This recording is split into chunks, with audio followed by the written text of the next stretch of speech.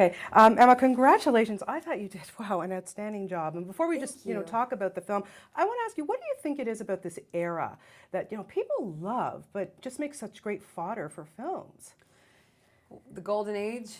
I think that, well, first of all, they made a lot of really great movies in that era. So there's always, you're able to look back at really incredible actors and stories that were told in the 40s. But I think there's also something about the way everybody dressed, the way everybody spoke, the fact that everything kind of had that mid-Atlantic accent, and it sort of just feels like this gauzy, removed time. That feels kind of untouchable now. Plus, the girls were broads, and I love that. Yeah, They were yeah, quippy and funny, and yeah. yeah. Yeah, I mean, let's talk about this character, Grace, that you, I want to know what kind of, before you even got into the, you read the script and you're like, wow, cool role.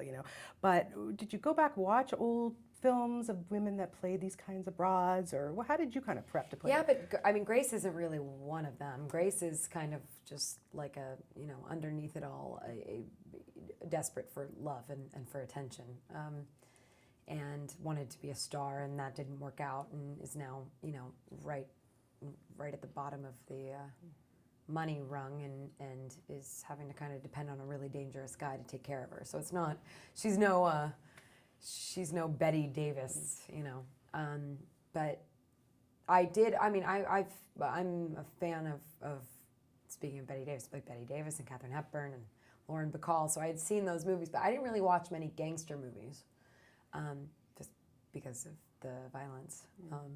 So ironically, I'm not a huge, gangster movie buff. Yeah. It's not really that ironic. Yeah, well, okay. What's ironic about it? Nothing. But putting on those clothes, Yeah. the hair, the makeup, I mean, really? And you had to wear a corset as well? Mm-hmm. Whoa, I mean, you're tiny weenie, like, really? Oh, well, except for I'm like this. So yeah, made me go like that, which was appreciated. To put all that stuff on. I mean, you're a Revlon spokesperson. I mean, the makeup. Tell me just about the process of getting ready to play that look. Lots and lots of makeup to cover up the freckles and to red lips and eyebrows and all of that. It was fun because I am interested in that. So that was a fun part of the process. Did you keep any of those dresses? No, I couldn't fit into those things. Are you kidding me? The red one is. I couldn't fit into that. That's all corset. Whoa. That's all corset.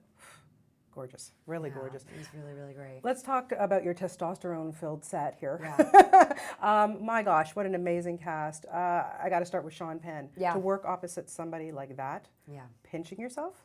It's pretty amazing. He's one of the greatest actors alive, that's for sure. So, yeah, felt pretty lucky to get to witness that. What do you learn working opposite somebody like that? Or do you? I don't know, but you got to take something. I don't know, because it just kind of, he completely transforms. So you learn that there are people that have the ability to truly just be completely someone else. I don't know what that teaches me, other than, awe, but... Yeah. Ryan Gosling, who of course we know you have chemistry with, like Crazy Stupid Love, I mean, amazing. So to be able to work with him in a movie like this? Yeah, is not as funny as Crazy Stupid Love.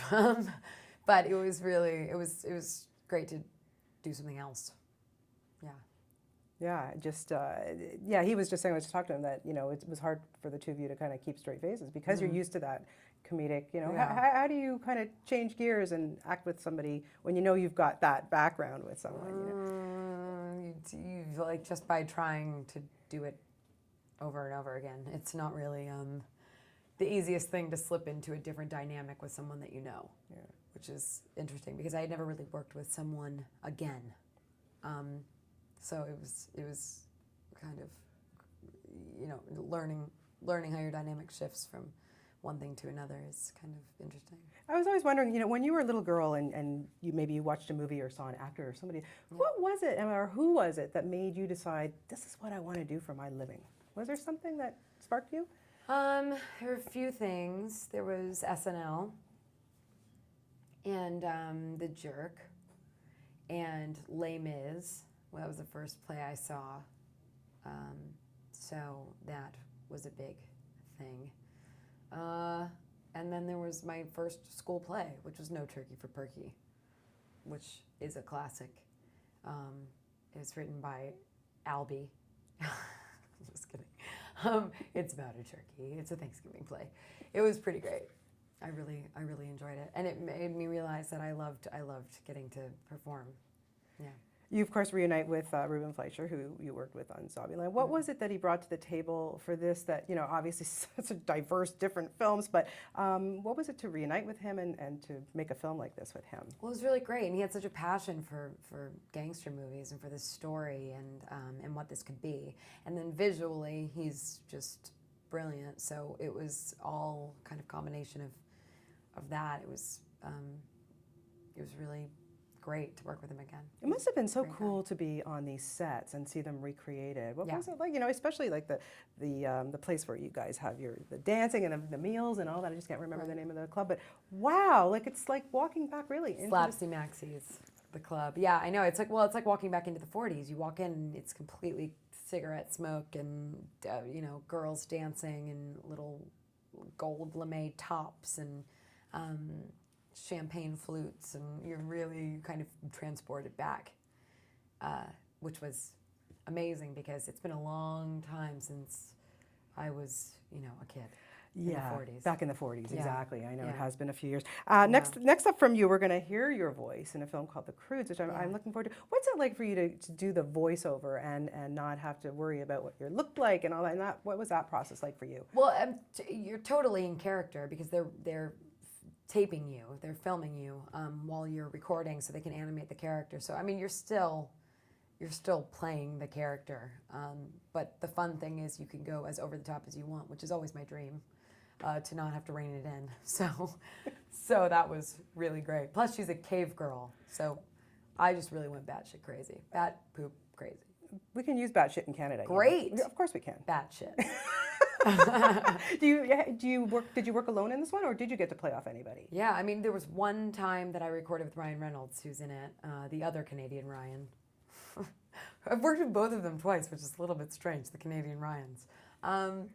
One time we recorded together, but for the most part it was like 2.5-year process where you go in for a couple hours every couple months and you record on your own, which is crazy to see it finally all come together and everyone's, layered on top of each other. Well, we look forward to that. Like I say, you did a wonderful job in this. Congratulations. It was so great to see you in this type of role. And we'll take you in Canada anytime. We will adopt you. Thank you. Now that you've worked with both Ryans. I love Canada. Anytime we will have you. Thank you so much. Thank Always a pleasure to talk to you. Thanks, Emma. So much. Okay, thank you.